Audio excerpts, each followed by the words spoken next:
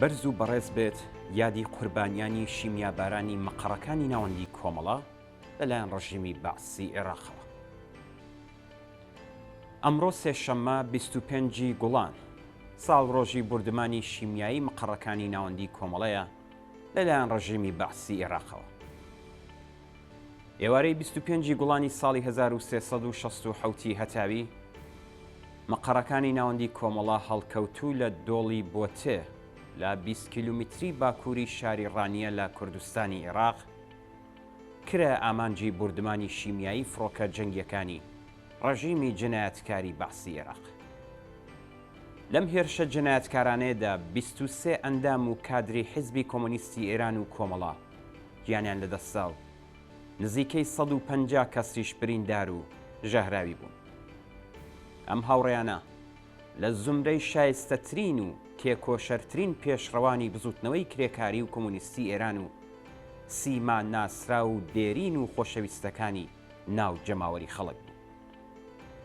ئەوان لە دژی ستەم و چەوساننەوە و بێمافی جەماوەری کرێکار و زەحمەتکێش لە دژی شەڕ و جنایەتەکانی سەرچاوە گرتوو لەو ستەم و بێمافیانە و دیفاع لە مافە سەرەتاییەکانی خەڵکی کوردستان ڕاپەڕین و هەموو ژیانی خۆیان تەرخان کرد لە پێناو خەباتێکی لێبڕاوانە لە دژی نظامی سەرمایەداری و سەرجەم ئازار و نەهامەتی و ستەمەکانی ئەو نظامە. ئەو ئازیزە گیانبەخت کردوانە لە زمرەی ئەو ئینسانە خاوەن بیر و باوەڕ و ئازادی خوازانە بوون کە بە هەستێکی شۆڕشتێرانە و دڵێکی پڕ لە ئومێدەوە لە ناوچە جۆراوجۆرەکانی کوردستان و شارەکانی دیکەی ئێرانەوە پەیوەست بوون بە ڕیزەکانی کۆمەڵەوە پێکەوە و شان بە شانی یەکتر بە تەحملکردنی مەترسیەکی زۆر لە ئۆرگانە ناوەندیەکانی کۆمەڵە و هەروەها ڕادیۆ دەنگی حیزبی کۆمۆنیستی ئێران خەریکی کار و چالاکی بوو. ئەوە یەکەم جار نەبوو کە مەقەڕەکانی هێزی پێشمەرگەی کۆمەڵە لە کوردستانی عێراق ببێتە ئامانجی هێرشی ئاسمانی یان تۆپخانەی ئەرتەشی عێراق. پێشتریش چەندین جار مەقەڕەکانی ناوەندی کۆمەڵە لە ناوچەی مالومە و هەر لە دۆڵی بۆتێش کەوتبوونە بەر هێرش و پەلامار. ئەو شوێنانە لە زمرەی ئەو ناوچانە بوون کە لە دەرەوەی کۆنتترۆلی حکوومەتی عێراق و هێزەکانی پێشمەرگەی یەکێتی نیشتمانی کوردستاندا بوون و هێز و لایەنە سیاسیەکانی دیکەی دژبەری ڕژیمی عێراق تێیدا جێگیر بوون. ڕژیمی عێراق بە گوشارخستنە سەر کۆمەڵە لەو ناوچانە دەیویست ناچارمان بکات کە شوێنی هێزە چەکدارەکانمان لە ناوچە ئازادکراوەکاندا بگوازینەوە بۆ ناوچەکانی ژێردەسەڵاتی سپاکەی خۆی و پەیوەندیەکانی نێوان هێزی پێشمەرگەی ئێران و عێراق بپچڕێنێت. هەڵسەنگاندنی ڕێبەری کۆمەڵە لەو کاتەدا ئەو بوو کە تا ئەو کاتەی کە ناوچەیەکی ئازاد لە کوردستانی عێراقدا بمێنێت نابێت مەقەڕەکانی خۆی بگوازێتەوە بۆ ناوچەکانی ژێردەسەڵاتی دەوڵەتی عێراق. ئەوە هەڵوێستێکی سیاسی بوو کە خزمەتی دەکرد بە پرسی خۆڕاگری لە بەرامبەر ڕژیمەکانی کۆماری ئیسلامی و بەعسی عێراق. ئەم سیاسەتە هەروەها درێژەی سیاسەتی کۆمەڵە و حیزبی کۆمۆنیستی ئێران بوو سەبارەت بە شەڕی ئێران و عێراقیش. سیاسەتێکی کە ئەو شەڕەی لە هەردوو لاوە بە شەڕێکی کۆنە پەرستانە دەزانی و خوازیاری ئەوە بوو کە دەست بەجێ کۆتایی پێبێت. جێگیربوونی مەقەڕەکانی کۆمەڵە لەو ناوچانە ببووە هۆی ئەوەی کە ئێمە بەکردەوە ببینە هاوچارە نووسی خەڵکی کوردستانی عێراق و ئەو هێزانەی کە لە دژی ڕژیمی بەعس شەڕیان کرد. خەڵکی ناوچەی ڕانیە ئەو ڕۆژە کە هەرکە ئاگاداری هێرشی بەعس بۆ سەر مەقەڕەکانی ناوەندی کۆمەڵە بوون سەرەڕای ترس و خۆفێک کە ڕژیمی عێراق نابوویەوە جەماوەری خەڵک بە هەموو هێز و توانا و ئیمکاناتی خۆیانەوە بە هانای کۆمەڵەوە هاتن.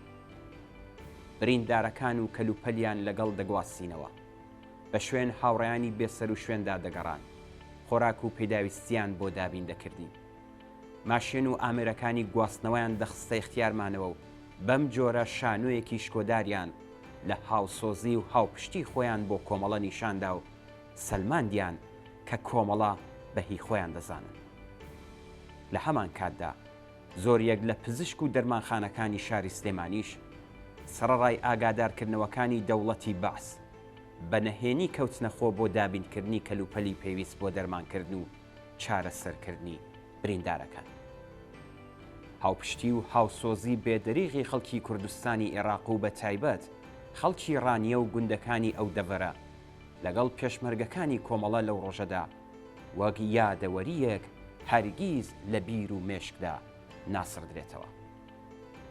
ناوی ئەم ئازیزانە بریتی بوون لە ئیسماعیل مستەفازادە، ئەحمەد محەممەدی، بایزیت بەیاز، پەرویز تاجوانچی، حسین سیگاری، سعید محەممەدی، جەلال پێنجوێنی، فریشتە ڕەزایی ناسراو بە زۆهرە، عەبدوڵڵا هوشیاریان، عەلی حەسەن محەممەدی ناسراو بە تەحمورس، فەرەنگیز شاهۆیی، کەریم عەبدوڵڵاپور، کەریم جەنەتی، مەریەم مەجنون ناسراو بە سەعادەت، کەماڵ ڕەزانژات، کیومەرس مهاجر ناسراو بە جەبار، مەنوچێر مەحمودیان ناسراو بە مۆرتەزا، محەممەد ڕەسووڵی خۆشسفەت ناسراو بە حەمە بازووکە، محەممەد عومەر عەلی ناسراو بە حەمەی ئاجیکەند، نادر قازیزادە ناسراو بە ئازاد، ناسح مەردۆخ، وەفا تووتونچی و حامید مودەڕسی. ناوی ئەم ئازیزانە لە مێژووی پڕ لە خەبات و فیداکاری بزوتنەوەی کۆمونیستی ئێران و کوردستاندا بۆ هەتایە دەدرەوشێتەوە.